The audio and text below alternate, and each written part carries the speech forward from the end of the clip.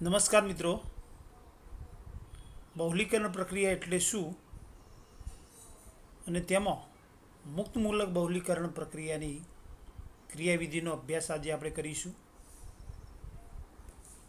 બહુલીકરણ પ્રક્રિયા એટલે જ્યારે એક જ પ્રકારના કે જુદા જુદા પ્રકારના સાદા કાર્બનિક અણુઓ એટલે કે મોનોમર એકબીજા સાથે રાસાયણિક બંધ સહસંયોજક બંધથી જોડાઈને જે વિરાટ અણુ રચે છે તે વિરાટ અણુને પોલિમર અને મોનોમરમાંથી પોલિમર બનવાની આ પ્રક્રિયાને પોલિમરાઇઝેશન પ્રક્રિયા કહે છે. પોલિમરાઇઝેશન પ્રક્રિયાના મુખ્યત્વે બે પ્રકાર છે. પ્રક્રિયાને આધારે તેને બે પ્રકારમાં વર્ગીકૃત કરી શકાય. એક યોગશીલ બહુલીકરણ એટલે કે એડિશનલ પોલિમરાઇઝેશન અથવા સાંકળ બહુલીકરણ ચેન પોલિમરાઇઝેશન. યોગશીલ બહુલીકરણ પ્રક્રિયામાં જ્યારે મોનોમર એકમો અસંતૃપ્ત હોય એટલે કે દ્વિબંધ ધરાવતા મોનોમર એકમો હોય ત્યારે આવા મોનોમર એકમો એકબીજામાં ઉમેરાય છે અને એકબીજામાં ઉમેરાઈને યોગશીલ પ્રક્રિયા દ્વારા પોલિમર આપતા હોવાથી આવી પોલિમરાઇઝેશન પ્રક્રિયાને યોગશીલ બહુલીકરણ પ્રક્રિયા કહે છે. બીજા અર્થમાં યોગશીલ બહુલીકરણ પ્રક્રિયામાં મોનોમર એકમો અસંતૃપ્ત હોવા જોઈએ અથવા અસંતૃપ્ત હોય છે. આ યોગશીલ બહુલીકરણ પ્રક્રિયા દરમિયાન મોનોમર એકમોના દ્વિબંધ તૂટતો જાય છે અને મોનોમર એકમો એકબીજા સાથે જોડાતા જાય છે અને પોલિમર અણુની રચના કરે છે. યોગશીલ બહુલીકરણ પ્રક્રિયામાં કોઈ પણ પ્રકારના પરમાણુ કે અણુ દૂર થતા નથી એટલે કે બાય પ્રોડક્ટ મળતી નથી અને પરિણામે બનતા પોલિમર અણુનો અણુભાર એ મોનોમર એકમોની સંખ્યાના ગુણકમાં હોય છે. દાખલા તરીકે ઇથિલિન એ અસંતૃપ્ત મોનોમર છે અને તેના 100 અણુઓ એકબીજા સાથે જોડાઈ અને યોગશીલ બહુલક પોલીઇથિલિન બનાવતા હોય તો ઇથિલિનનો અણુભાર CH2 ડબલ બોન્ડ CH2 એટલે કે C2H4 હોવાથી કાર્બનનો પરમાણુ ભાર 12 અને હાઇડ્રોજનનો પરમાણુ ભાર 1 લઈએ તો મોનોમર ઇથિલિનનો અણુભાર 28 ગ્રામ પ્રતિ મોલ થશે અને પરિણામે બનતા પોલીઇથિલિનનો અણુભાર 28 ગુણ્યા 100 એટલે કે 2800 ગ્રામ પ્રતિ મોલ થશે. આમ યોગશીલ બહુલકમાં બનતા પોલિમર અણુનો અણુભાર એ મોનોમર એકમોની સંખ્યાના ગુણકમાં હોય છે. યોગશીલ બહુલીકરણ પ્રક્રિયામાં મોનોમરના અણુઓ એકબીજામાં ઉમેરાતા જાય છે અને અણુની લંબાઈમાં વધારો થયા કરે છે. તેથી તેને સાંકળ બહુલીકરણ એટલે કે ચેન પોલિમરાઇઝેશન કહે છે.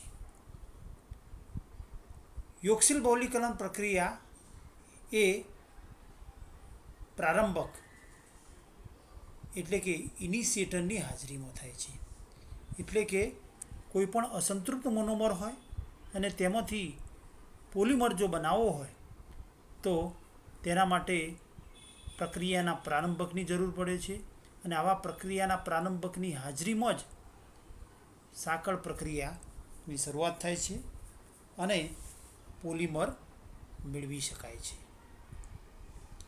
અહીં યોગશીલ બહુલીકરણ પ્રક્રિયા દરમિયાન ઉમેરવામાં આવતા પ્રારંભક ઇનિશિએટર દ્વારા મધ્યવર્તીઓ એટલે કે ઇન્ટરમીડિયેટ ઉત્પન્ન થાય છે અને આ ઉત્પન્ન થતા ઇન્ટરમીડિયેટનો આધાર એ પ્રારંભકના પ્રકાર ઉપર આધારિત છે અને પ્રારંભક દ્વારા ઉત્પન્ન થતા ઇન્ટરમીડિયેટને આધારે યોગશીલ બહુલીકરણ પ્રક્રિયાને મુખ્યત્વે 3 પ્રકારમાં વર્ગીકૃત કરી શકાય.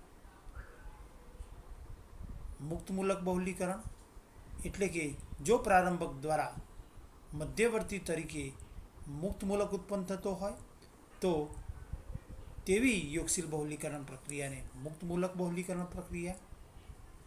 જો પ્રારંભક દ્વારા મધ્યવર્તી તરીકે કેટાયન ઉત્પન્ન થતો હોય તો તેને કેટાયનિક બહુલીકરણ, ઋણભારિત એનાયન ઉત્પન્ન થતો હોય તો તેને એનાયનિક બહુલીકરણ પ્રક્રિયા કહે છે.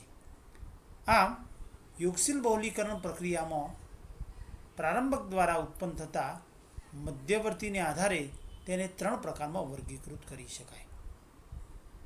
આ ત્રણેય પ્રકારની યોગશીલ બહુલીકરણ પ્રક્રિયાઓ એ મુખ્યત્વે 3 તબક્કામાં થાય છે. એમાં પ્રક્રિયાનો પ્રારંભ, ઇનિશિએશન, બી પ્રક્રિયાનું પ્રસરણ, ત્રીજો તબક્કો સમાપન એટલે કે પ્રક્રિયાનો અંત, ટર્મિનેશન. આમ મુક્ત મૂલક બહુલીકરણ, કેટાયનિક બહુલીકરણ અને એનાયનિક બહુલીકરણ આ ત્રણેય પ્રકારની યોગશીલ બહુલીકરણ પ્રક્રિયાઓમાં 3 તબક્કા, પ્રક્રિયાનો પ્રારંભ, પ્રક્રિયાનું પ્રસરણ અને પ્રક્રિયાનો અંત જોવા મળે છે. એમાં મિત્રો આજે આપણે મુક્ત મૂલક બહુલીકરણ પ્રક્રિયા એટલે કે ફ્રી રેડિકલ પોલિમરાઇઝેશનની ચર્ચા કરીશું. જો પ્રક્રિયાના પ્રારંભક તરીકે પેરોક્સાઇડ જેવા કે બેન્ઝોઇલ પેરોક્સાઇડ, તૃતીયક butyl peroxide, hydrogen peroxide, azo સંયોજનો, પર એસિડ, પર એસ્ટર વગેરે ઇનિશિએટર તરીકે ઉમેરવામાં આવતા હોય તો આવા ઇનિશિએટરની હાજરીમાં અસંતૃપ્ત મોનોમર ઇથિલિન કે તેના વ્યુત્પન્નો બહુલીકરણ પ્રક્રિયા દરમિયાન મધ્યવર્તી તરીકે મુક્ત મૂલક ઉત્પન્ન કરે છે. એટલે કે પ્રક્રિયા મુક્ત મૂલક વિધિથી થાય છે. તેમાં પ્રક્રિયાનો પ્રથમ તબક્કો એટલે કે પ્રક્રિયાનો પ્રારંભ, ઇનિશિએશન જોઈએ તો પ્રક્રિયાના પ્રથમ તબક્કામાં ઇનિશિએટર એટલે કે પ્રારંભક પેરોક્સાઇડ વડે ગરમી કે પ્રકાશનું શોષણ થતો સમવિભાજન દ્વારા મુક્ત મૂલક ઉત્પન્ન થાય છે. અહીં પ્રક્રિયામાં દર્શાવ્યા અનુસાર પેરોક્સાઇડમાં OO બંધનું સમવિભાજન થાય છે ત્યારે બંને ઓક્સિજન પરમાણુઓ એક ઇલેક્ટ્રોન લઈને દૂર થાય છે અને સમવિભાજન દ્વારા આલ્કોક્સી મુક્ત મૂલક ઉત્પન્ન થાય છે. આ ઉત્પન્ન થયેલો મુક્ત મૂલક એ ઇથિલિન વ્યુત્પન્ન CH2 ડબલ બોન્ડ CHX જો X બરાબર વિસ્થાપિત સમૂહ, Cl, એસ્ટર, સાયનો, મિથાઇલ, ફિનાઇલ વગેરે હોઈ શકે. એટલે કે ઇથિલિન વ્યુત્પન્ન ઉપર જ્યારે મુક્ત મૂલકનું આક્રમણ થાય છે ત્યારે આ મુક્ત મૂલક મોનોમર અણુના દ્વિબંધ ઉપર આક્રમણ કરી અને દ્વિબંધના એક ઇલેક્ટ્રોનનો ઉપયોગ કરી અને મોનોમર સાથે જોડાય છે. ત્યારે 2 પ્રકારની રચના શક્ય છે. તેમાં એક મુક્ત મૂલક એ CH2 સાથે જોડાય ત્યારે આ પ્રકારની રચના પ્રાપ્ત થાય છે. જ્યારે મુક્ત મૂલક આલ્કોક્સી મુક્ત મૂલક એ વિસ્થાપિત સમૂહ ધરાવતા કાર્બન સાથે જોડાય ત્યારે આ પ્રકારની રચના પ્રાપ્ત થાય છે. પરંતુ તેમાં પ્રથમ રચના વધુ સ્થાયી હોવાથી વધુ પ્રમાણમાં જોવા મળે છે.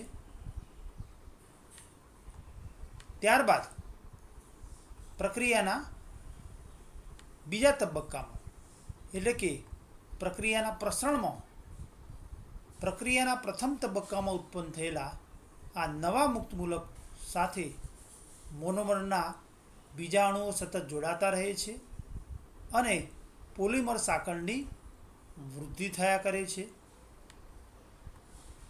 પ્રક્રિયાના પ્રારંભમાં ઉત્પન્ન થયેલા નવા મુક્ત મૂલક ઉપર મોનોમરનો એક અણુ જોડાવાથી આ પ્રકારની પોલિમર રચના મળે છે. બીજો પોલિમર મોનોમર અણુ જોડાવાથી અણુની વૃદ્ધિ થાય છે પોલિમર અણુની. આમ જો n મોનોમર એકમો જોડાય ત્યારે વૃદ્ધિ પામતી પોલિમર સાંકળનું બંધારણ નીચે પ્રમાણે દર્શાવી શકાય, જેમાં બંને છેડે RO અને બીજા છેડે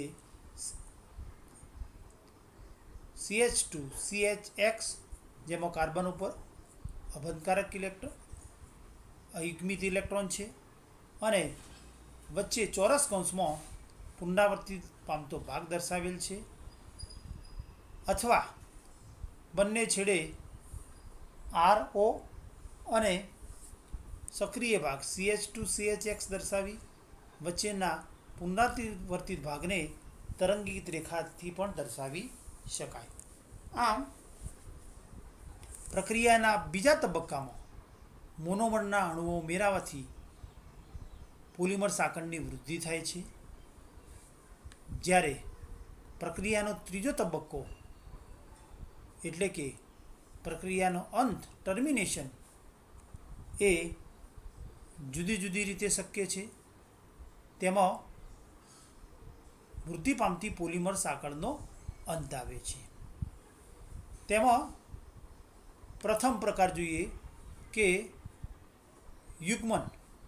વૃદ્ધિ પામતી પોલિમર સાંકળનું યુગ્મન થાય, કોમ્બિનેશન થાય અને આ કોમ્બિનેશન દ્વારા વૃદ્ધિ પામતી પોલિમર સાંકળનો અંત આવે ત્યારે આપણને પોલિમર નિપજ મળે છે. દાખલા તરીકે અગાઉ દર્શાવ્યા પ્રમાણે RO CH2CHX CH2CHX અયુગ્મિત ઇલેક્ટ્રોન અને તેમાં N1 પુનરાવર્તિત એકમો હોય, બીજી N2 પુનરાવર્તિત એકમો ધરાવતી પોલિમર સાંકળ. આમ N1 અને N2 પુનરાવર્તિત એકમો ધરાવતી પોલિમર સાંકળના સક્રિય છેડાઓ એટલે કે અયુગ્મિત ઇલેક્ટ્રોન ધરાવતા કાર્બન પરમાણુઓ એકબીજા સાથે જોડાય ત્યારે આકૃતિમાં દર્શાવ્યા પ્રમાણે RO CH2CHX N1 CH2CHX, બીજી પોલિમર સાંકળનો સક્રિય છેડો CHX CH2 અને તેના પુનરાવર્તિત એકમો CHX CH2 N2 OR. આમ પોલિમર નિપજ આપણને પ્રાપ્ત થાય છે. આમ બે વૃદ્ધિ પામતી પોલિમર સાંકળના છેડાઓ એકબીજા સાથે જોડાવાથી પોલિમર સાંકળનો અંત આવે છે. બીજો પ્રકાર ડિસપ્રોપોર્શનેશન એટલે કે બિનપ્રમાણીય સમાપન, જેમાં એક વૃદ્ધિ પામતી પોલિમર સાંકળ, બે પોલિમર સાંકળો અહીં દર્શાવેલ છે આપણે, જેમાં એક પોલિમર સાંકળમાં N1 પુનરાવર્તિત એકમો, બીજી વૃદ્ધિ પામતી પોલિમર સાંકળમાં N2 પુનરાવર્તિત એકમો દર્શાવેલ છે, જેમાં એક વૃદ્ધિ પામતી પોલિમર સાંકળનો મુક્ત મૂલક સાઇટનો હાઇડ્રોજન એટલે કે મુક્ત મૂલક અયુગ્મિત ઇલેક્ટ્રોન ધરાવતા કાર્બનની નજીકનો કાર્બન અને આ કાર્બન ઉપરનો હાઇડ્રોજન એ બીજી વૃદ્ધિ પામતી પોલિમર સાંકળના અબંધકારક ઇલેક્ટ્રોનનો ઉપયોગ કરી અને બીજી વૃદ્ધિ પામતી પોલિમર સાંકળ સાથે જોડાઈ અને તેને નિષ્ક્રિય એટલે કે સ્થિર બનાવે છે, જ્યારે પ્રથમ પોલિમર સાંકળ એ દ્વિબંધ દ્વારા એટલે કે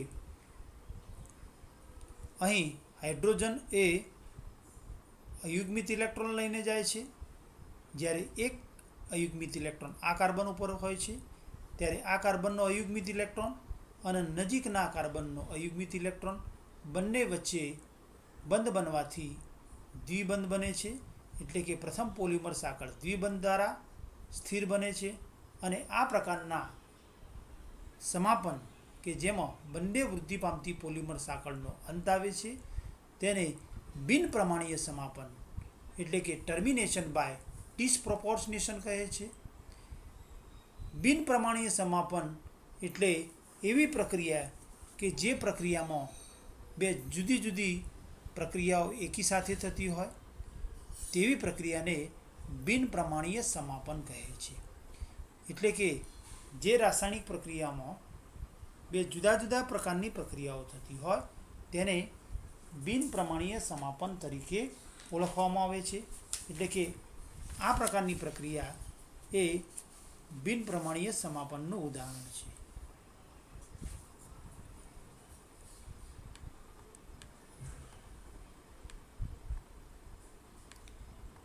ત્રીજો પ્રકાર સાંકળ સ્થાનાંતર એટલે કે ચેન ટ્રાન્સફર દ્વારા પણ વૃદ્ધિ પામતી પોલિમર સાંકળનો અંત આવે છે. પોલિમરાઇઝેશન પ્રક્રિયા દરમિયાન પ્રણાલીમાં મોનોમર, પ્રારંભક,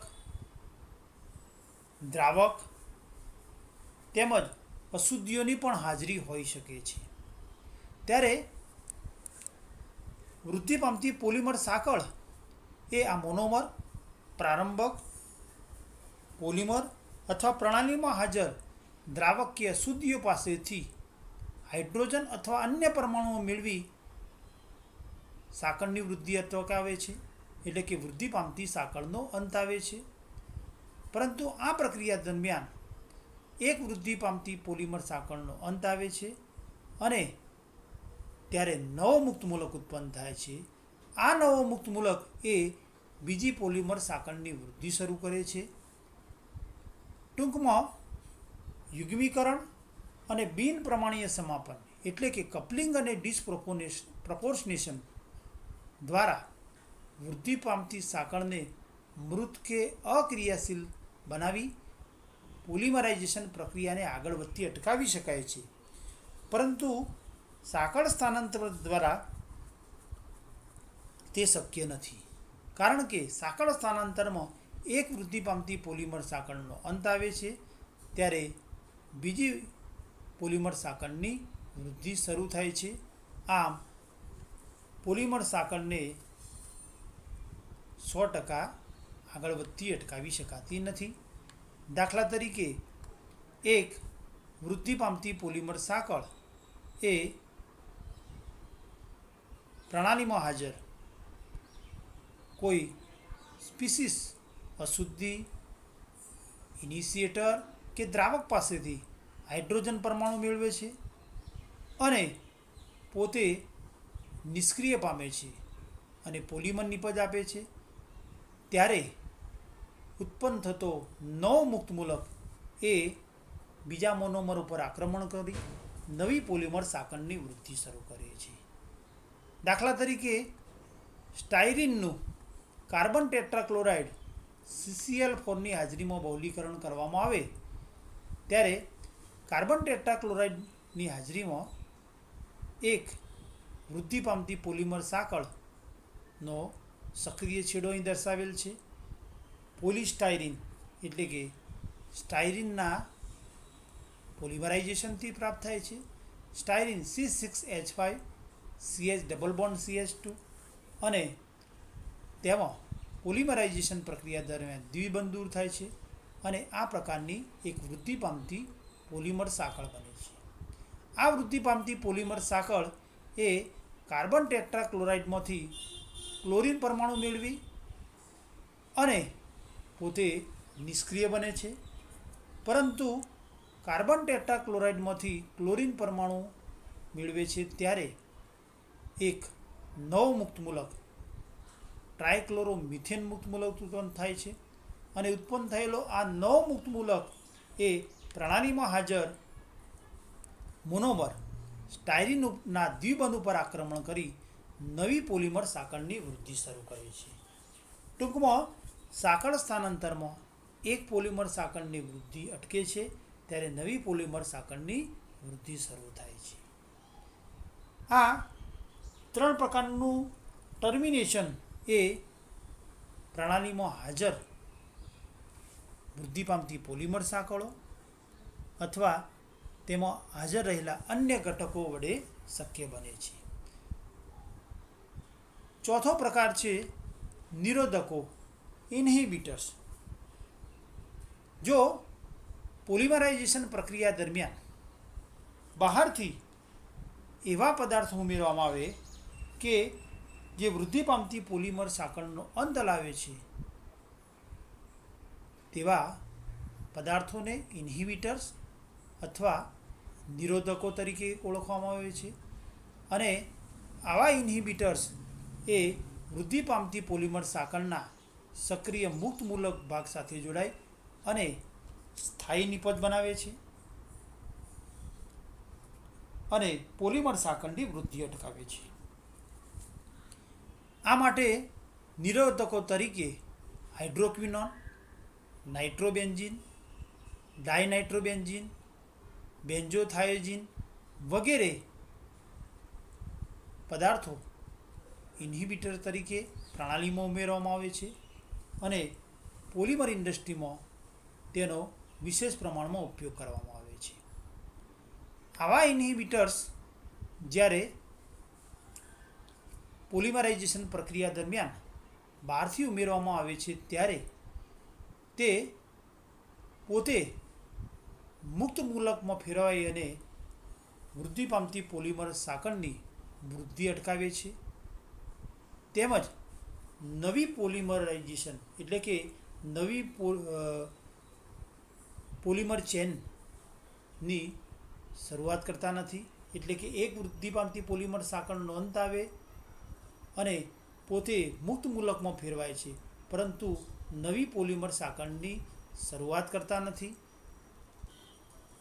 દાખલા તરીકે બેન્ઝોક્વિનોન જો પોલિમરાઇઝેશન પ્રક્રિયામાં બહારથી ઇન્હિબિટર તરીકે ઉમેરવામાં આવેલ હોય તો વૃદ્ધિ પામતી પોલિમર સાંકળ કે જેમાં કાર્બન ઉપર અયુગ્મિત ઇલેક્ટ્રોન છે અને બહારથી ઇન્હિબિટર તરીકે બેન્ઝોક્વિનોન જો ઉમેરેલ હોય તો બેન્ઝોક્વિનોનમાં કાર્બન ઓક્સિજન વચ્ચેના દ્વિબંધમાંથી એક